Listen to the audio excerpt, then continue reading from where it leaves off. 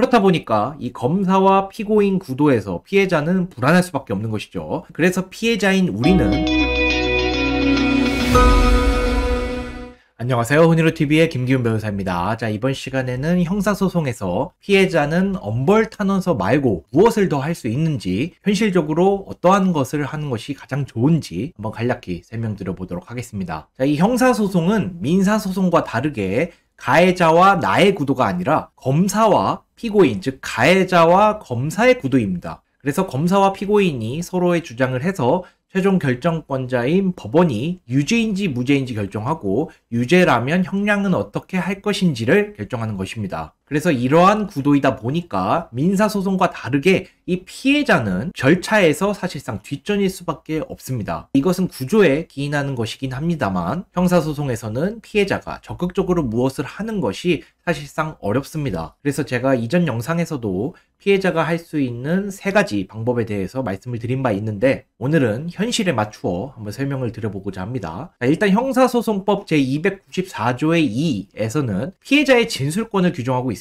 즉 피해자가 자신이 직접 신청해서 법정에서 진술할 수 있는 권리가 있는 것이죠. 하지만 예외 사유가 있습니다. 수사 단계에서 충분히 피해자가 진술한 상황이라던가 공판 절차를 지연시킬 우려가 있는 경우에는 이 진술권도 재판부가 받아주지 않을 수 있습니다. 그런데 피해자가 충분히 진술한 상황에서는 거부를 할 수 있다 보니까 실무적으로는 잘 이루어지지 않는 것으로 보입니다. 왜냐하면 이제 수사 단계에서 피해자가 조사를 받으면서 이러한 피해 내용에 대해서 진술을 한 상황이고, 필요하다면 재판에 출석해서 직접 손을 들고 말하는 경우도 있기 때문에 실무상 피해자가 적극적으로 이 진술권을 행사하거나 법원이 이를 잘 받아주거나 하는 것은 아닌 것으로 보입니다. 그런데 어쨌든 수사 단계에서 충분히 내가 진술하지 않았다던가 꼭 법정에서 내가 진술을 하고 싶은 말이 있다면 이 진술권을 행사할 수 있구나라고 기억해 두시고 진술권을 행사하는 것도 한번 고려해 볼 법합니다. 다만 이제 실무상 잘 이루어지지 않는다는 점을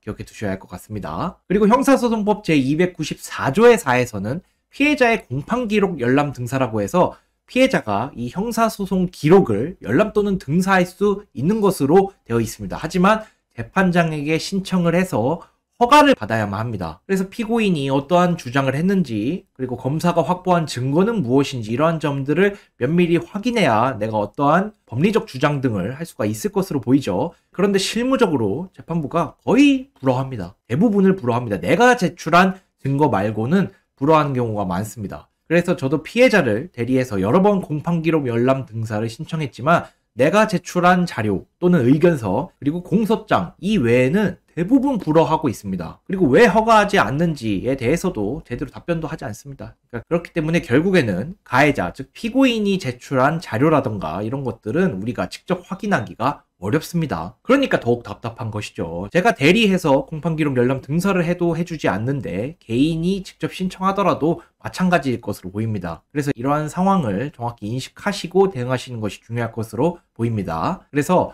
만약에 피고인, 즉 가해자가 자신의 잘못을 형사소송 과정에서 인정한다면 우리가 구태여 사실관계 등을 재차 언급하고 반드시 피고인에 대해서 유죄를 판결해 달라고 주장할 필요가 없습니다. 왜냐하면 피고인이 자신의 잘못을 인정, 즉 자백했다면 유죄는 분명히 인정될 것이기 때문에 이러한 경우에는 우리는 엄벌을 요청하면 충분할 것으로 보입니다. 그리고 제가 탄원서는 어떻게 작성하는지 자세히 설명드린 것이 있기 때문에 이를 참고하셔서 작성하시면 될 것으로 보입니다. 자, 그런데 문제는 피고인, 즉 가해자가 자신의 잘못을 부인하고 있는 경우가 문제입니다. 무죄 주장을 하고 있는 경우에는 내가 반박할 필요가 있을 수 있습니다. 왜냐하면 이제 피고인이 무죄를 주장하는 경우에는 피고인이 각종 증거를 제출하고 법리적 의견을 개진할 것이 명백합니다. 그런데 검사는 이에 대해서 딱히 반박 의견서를 제출하는 경우는 별로 없습니다. 대부분의 사건에서는 검사가 반박 의견서를 제출하면서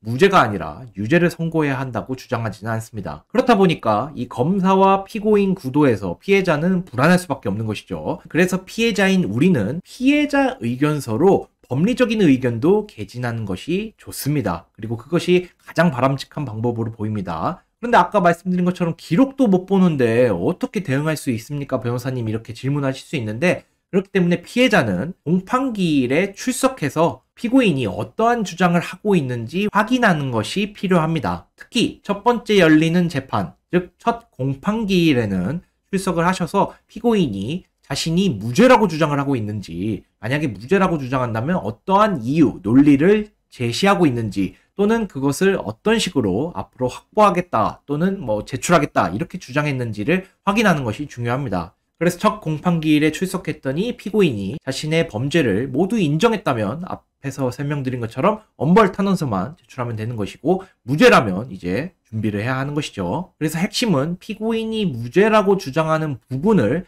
법리적으로 반박해 두는 것이 중요합니다. 그런데 아무래도 이 부분은 이제 법리적인 주장이다 보니까 당사자들은 직접 진행하기가 어려울 수 있습니다. 그래서 요즘에 이제 피해자들도 변호인을 직접 선임하는 경우가 많아지고 있습니다. 그래서 피해자들이 공판 단계에서든 수사 단계에서든 변호인을 선임하는 경우에는 변호사가 적극적으로 피고인의 주장을 반박하는 법리적 주장을 개진할 수가 있는 것이고, 변호인을 선임했다면 공판기일에도 변호사가 직접 출석하는 경우도 많이 있습니다. 그래서 저도 피해자를 대리해서 피해자 의견서를 적극적으로 제출하면서 유죄, 나아가서 엄벌에 처해지도록 한 경우가 많은데, 정말 내가 억울한 사건이거나 정말 나한테 중요한 사건이라면 단순히 엄벌 탄원서만 제출하는 것보다는 적극적으로 변호인을 선임해서 공판 단계에서도 적극적으로 개입을 한다면 피고인 입장에서는 정말 상당한 압박일 것입니다. 부담감을 느낄 수밖에 없죠. 또한 재판부도 피해자가 적극적으로 변호인까지 선임해서 의견서로 제출하고 엄벌 탄원서도 제출한다면 그 내용을 적극적으로 반영할 것입니다. 그래서 피해자가 변호인을 선임하는 경우가 이례적인 것이 아니라 최근 많아지고 있다는 점을 기억해 두시고, 만약에 나한테 정말 중요한 사건, 억울한 사건이라면 변호인을 선임해서 피해자 의견서를